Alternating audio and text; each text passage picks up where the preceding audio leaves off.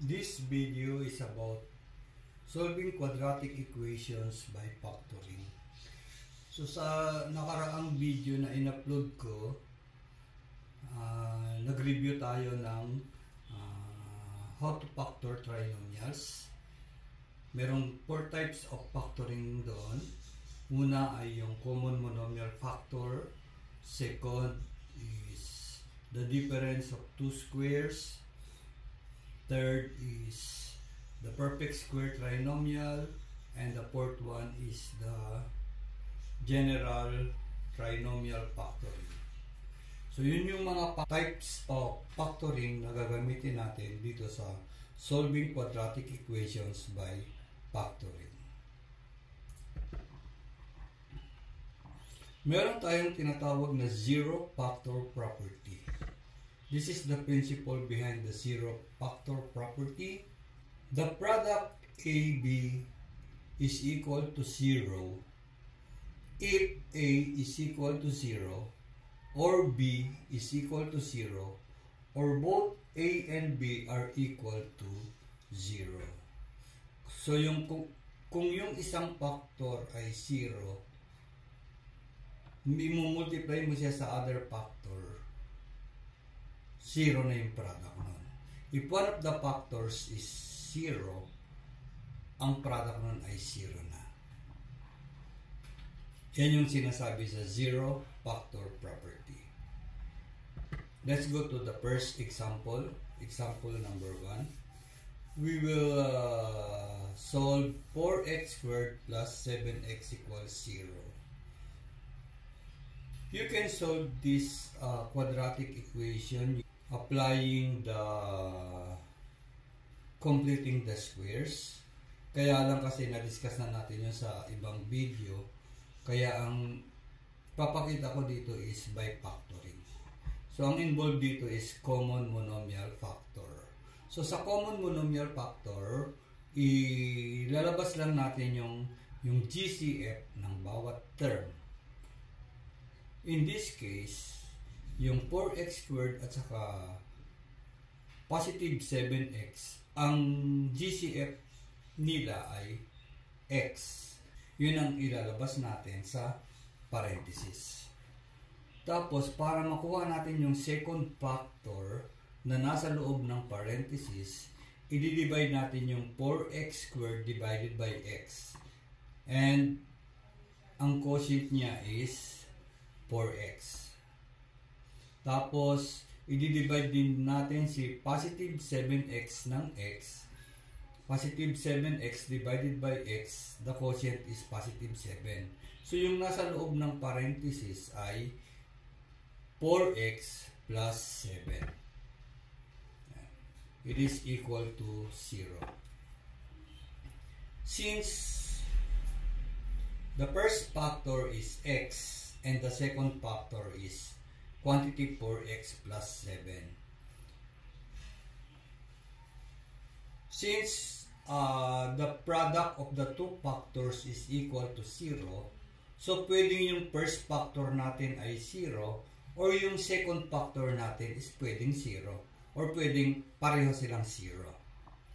So, kung 0 yung first factor natin, yung equation natin ay magiging true. Kasi 0 times the quantity 4x plus 7 is equal to 0. So, yung first value ng x natin ay 0. Ayan. Yan yung unang value ng x. Tapos, yung second value ng x ay kukunin natin dito sa second factor natin.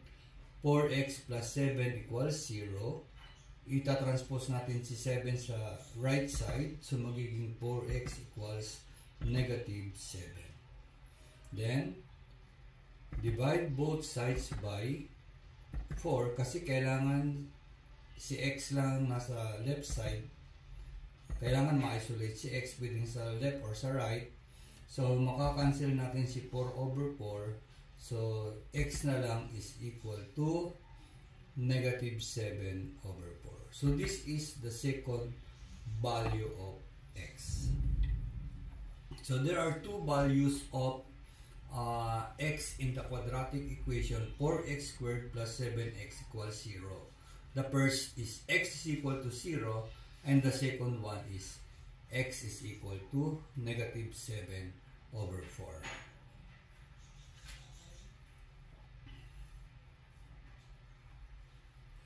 Example number 2. 6x squared minus 8x is equal to 0. So, ang GCF natin dito ay 2x. Yung ilalabas natin sa parenthesis ay 2x.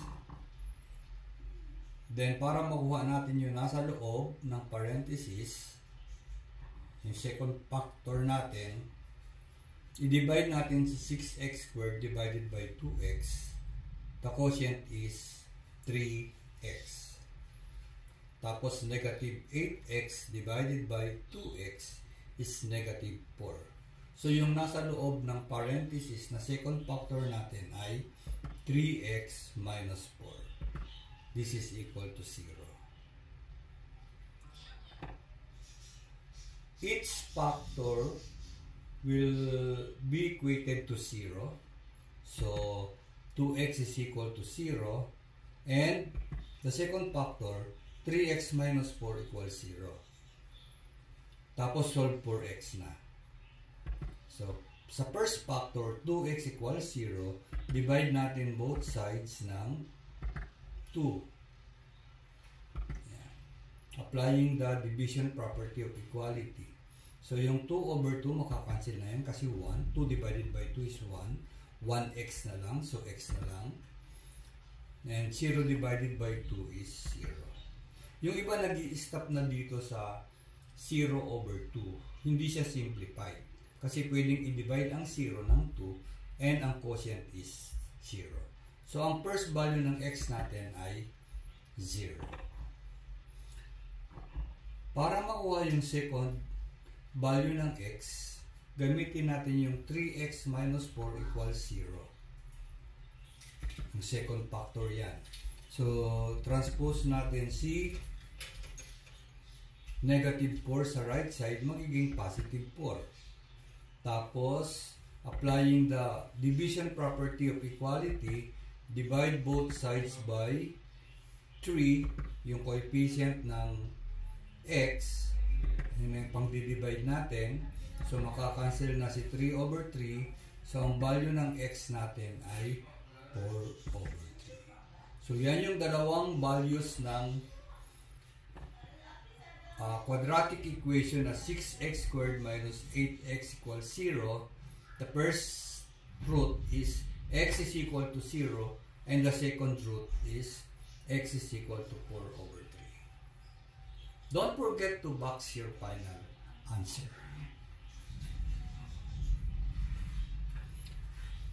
Let's go to example number 3. X squared plus 2x minus 35 equals 0. So, hindi common monomial factor ang gagamitin natin dito. Ang gagamitin natin dito is the general trinomial factoring. Yung merong dalawang parenthesis. Factor natin si x squared. Siyempre, ang factor ng x squared is x times x lang. Tapos si negative 35, merong apat na dalawang set na factors ng 35. 1 and 35 and 5 and 7. So, ano nang gagamitin natin doon? Hindi basta-basta na gumamit na lang ng factors kahit ano. Kailangan pag chinek natin, lalabas yung linear term. Ang linear term dito ay positive 2x. So, dapat pag binerify natin or check natin, lalabas yung positive 2x. Ang factors na gagamitin natin sa negative 35, siyempre isang positive yan, isang negative. 5 and 7. Since 35 is negative, so isa sa mga factors na 5 and 7, isang negative yan, isang positive. Ang gagamitin natin sa 5 ay negative, at sa 7 ay positive. Hindi pwedeng magkapalit yan. Hindi pwedeng maging positive 5 at saka negative 7. Kasi pag binerify natin yan, i-multiply natin yung outer terms, x times positive 7x, negative 5 times x,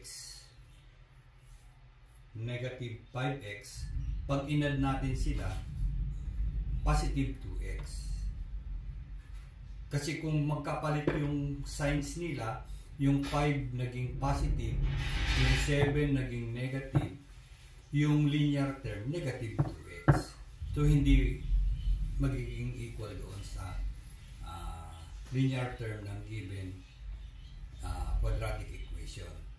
So, yan lang talaga yung tamang combination. Negative 5 at saka positive 7. Ngayon, yung first factor natin, i-equate natin sa 0. At saka yung second factor, equate din sa 0. Tapos, isolve for x na natin. Una, yung first factor, i-transpose natin sa negative 5 sa right, magiging positive 5. Yan na yung first root mo. X is equal to 5. To find the second root, transpose natin si negative, si positive, i-transpose natin si positive 7 sa left side, sa right side. X is equal to negative 7. Yan na yung second root mo.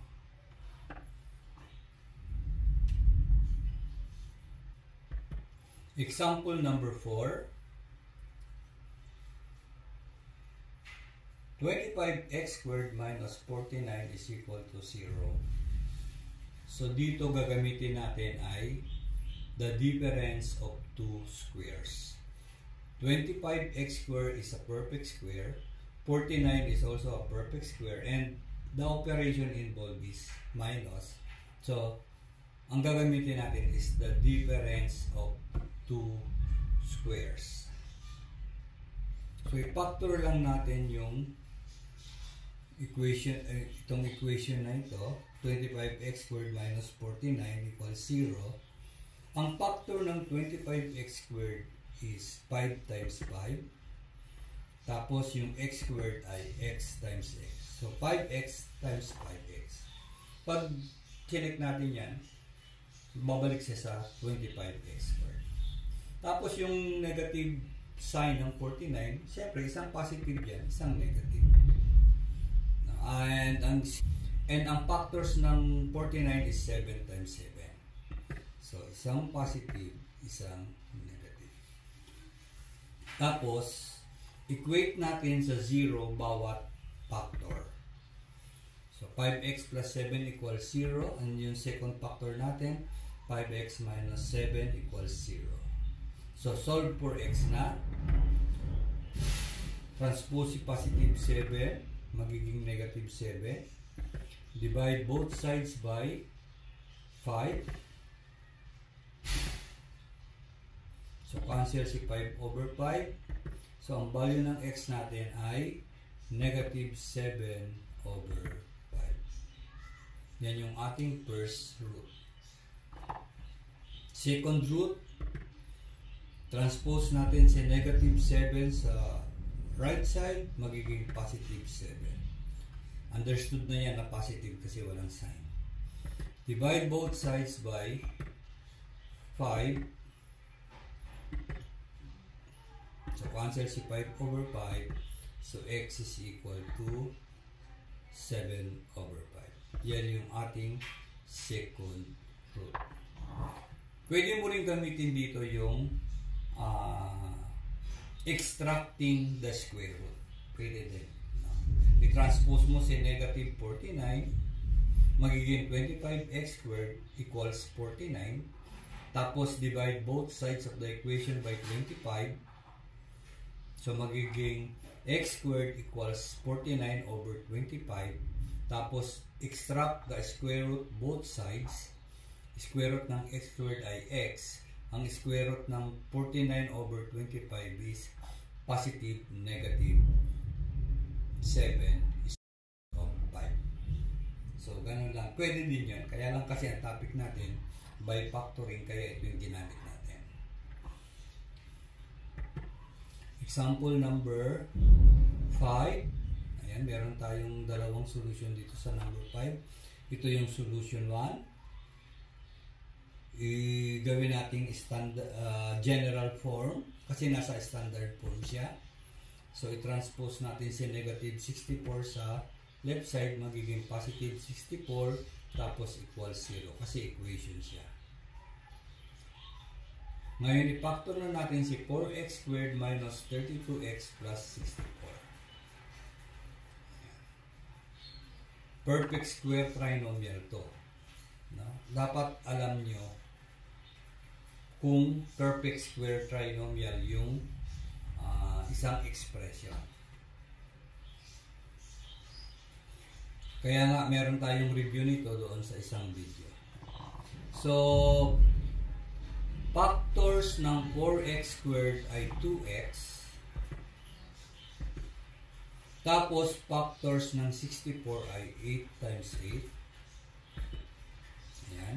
Since ang ating linear term ay negative, ang sign ng 8 ay parehong negative.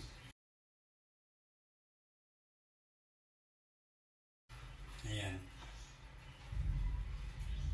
So, since pareho naman ang factors natin, ang dalawang factors, identical sila, parehong-pareho, isang factor na lang ang gagamitin natin. 2x minus 8 na lang equals 0. Solve for x. 2x equals 8. Tapos, divide both sides of the equation by 2. Ayan, 2. Tapos, cancel yung 2. X is equal to 8 divided by 2 is 4. So, yan yung ating value ng x. Or, ang root ng 4x squared minus 32x is equal to negative 64. Pwede rin gawin dalawa. X is equal to 4. X is equal to 4 pa rin. Pareho lang.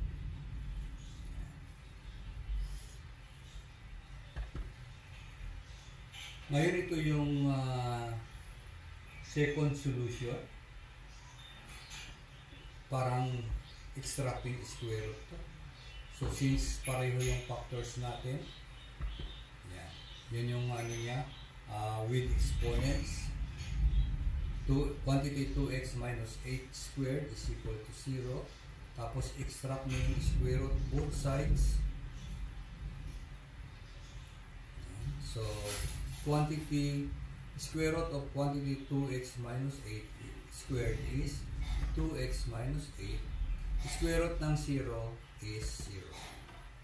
0 is a perfect square. So, ang square root niya is 0. Tapos, transpose natin si negative 8. Magiging positive. Solve for x divided by 2. Both sides divide by 2. So, cancel si 2 over 2. X is equal to 4.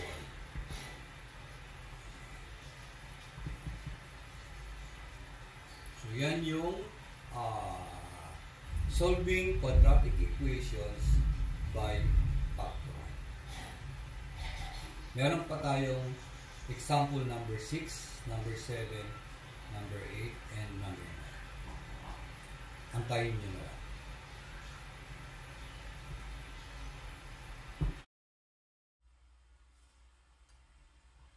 Example number 6.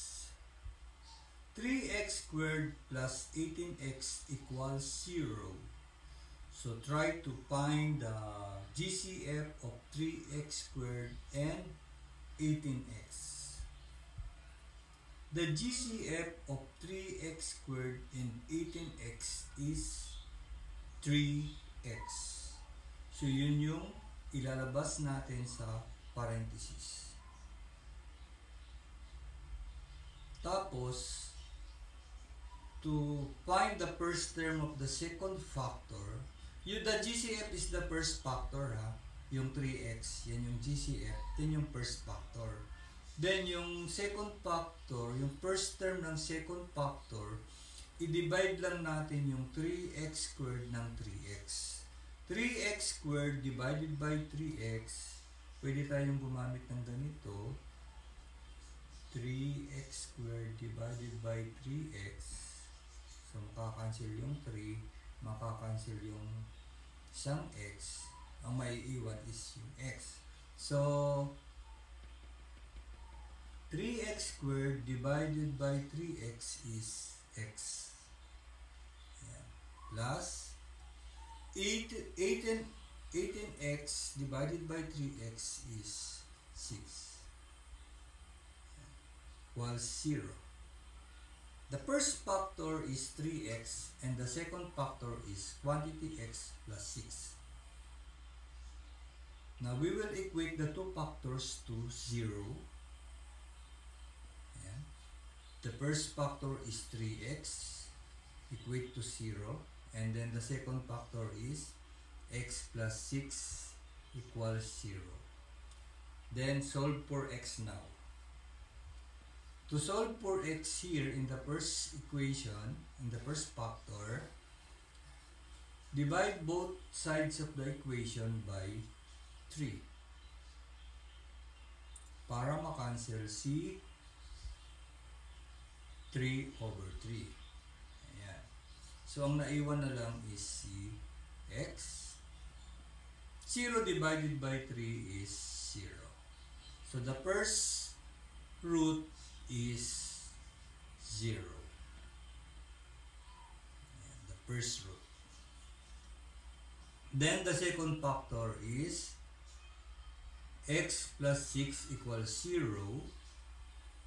So, we will just transpose 6 to the right side of the equation. So, magiging x is equal to negative 6. So, our second root is x is equal to negative 6. So, yan yung number 6. Example number 7. 11x squared minus 13x equals 8x minus 3x squared. So, pag ganyan case, i-simplify muna natin. Gawin nating general form. So, magiging 11x squared plus 3x squared minus 13x minus 8x equals 0. Tapos, simplify natin ito. Ayan, simplify natin yan. Pwedeng kumanta ng integer song, same signs, add and keep. So, same signs, add and keep. 11 is positive, 3 is positive, add 14. Si x squared, copy lang yan. Tapos, 13 is negative, 8 is negative, same signs, add and keep. 21, keep the sign, negative. Si x, copy lang. Equals 0. Ngayon, i-factor natin. Ano ang GCF ng 14x squared tsaka negative 21x? Ang GCF nila ay 7x. Yan. Tapos, divide by the GCF. 14 divided by 7 is 2. Tapos, x squared divided by x is x. So, yung operation is gagayahin lang minus 21 divided by 7 is 3. Tapos, x divided by x, 1. So, 3 times 1 is 3 pa din. So, mawawala na yan or makakancel. So, yan na yung second factor natin. 2x minus 3. Ang first factor ay 7x. Oops. Ayan, 7x equals 0 yan. Kasi equation. Tapos, i-separate na natin yung factors. 7x equals 0 and 2x minus 3 equals 0. Solve for x now. Divide both sides by 7. So, ang x natin ay dito na lang. X is equal to 0. So, yan yung first root natin. Kakancel nga pala yung 7/7. Tapos, dito i-transpose natin si negative 3. So, magiging 2x equals 3. Then, divide both sides by 2. So, makakancel si 2/2. So, x is equal to 3/2. So, yan yung ating second root.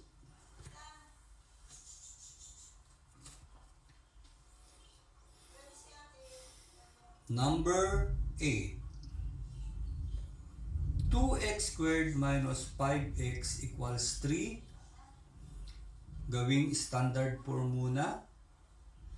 2x squared minus 5x minus 3 equals 0. Ayan. Tapos, hanapin ang factors. Yung 2x squared, kasi ang 2 is prime number, so ang factors lang niya is 2 and 1. So, 2 times 1 lang. So, 2 and 1. Ayan. Kaya lang bawal isulat yung 1. Ayan. Factor ng x squared, x. Ang 3, ano din yan? Prime number din. So, 3 and 1 lang. So, 3 and 1. 3, 1. Isang positive, isang negative. I-test natin kung tama. Pag minultiply natin yan, 3x. Pag minultiply natin ito, negative 2x. Pag sinimplify, positive x. Hindi bumalik yung linear term na negative 5x. So, ibig sabihin, mali ang ating factor. Tama yung factor natin, kaya lang yung position ang mali. Baguhin natin. So, pwedeng dito ang 1, dito ang 3, tapos, ito yung negative, ito yung positive. So, pag chinek natin yan, negative x, positive 6x, simplify, positive 5x. Negative ito. Negative yung 5x. So, ibig sabihin mali. Kasi ito ay positive 5x. So, baguhin lang ang signs. Trial and error to. Baka ito ang positive. Yung 1 ang positive. Yung 3 ang negative. So, i-check natin. 1 times x, x. 2x times negative 3, negative 6x. Simplify, negative 5x. Ayun, pareho na sila. Pareho na. So, ibig sabihin, tama na yung factors natin na quantity 2x plus 1 times the quantity x minus 3. Ayan. Ano to eh? General trinomial factoring, kaya trial and error. Okay, tapos equate natin sa 0 bawat factor. Una, 2x plus 1 equals 0. Second, x minus 3 equals 0. Tapos solve for x na. 2x equals negative 1. Divide both sides by 2 para makancel si 2 over 2. So, x na lang na iwan sa left side. And sa right side, negative 1/2. Huwag na natin gawing decimals, no? Ayan. Ayos na yung negative 1/2. Tapos, sa equation 2 natin, x minus 3 equals 0, i-transpose lang natin sa negative 3. X is equal to 3. So, yan na yung ating second root.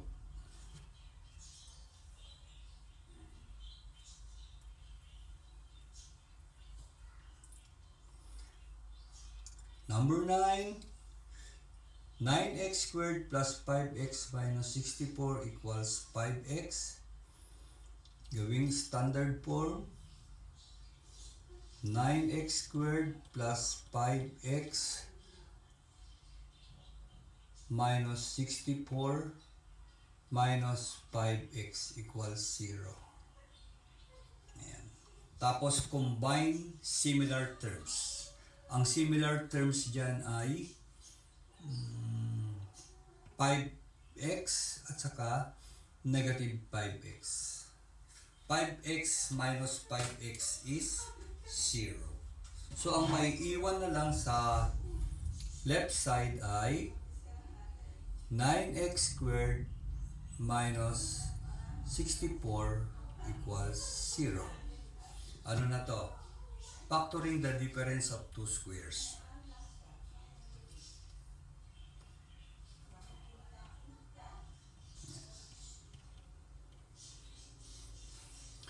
Factor ng 9x squared is 3x times 3x. Ang 64 ay 8 times 8. Tapos, isang positive, isang negative. Kahit anong mauna. Nauna ang negative bago positive or positive bago negative. Walang problema doon.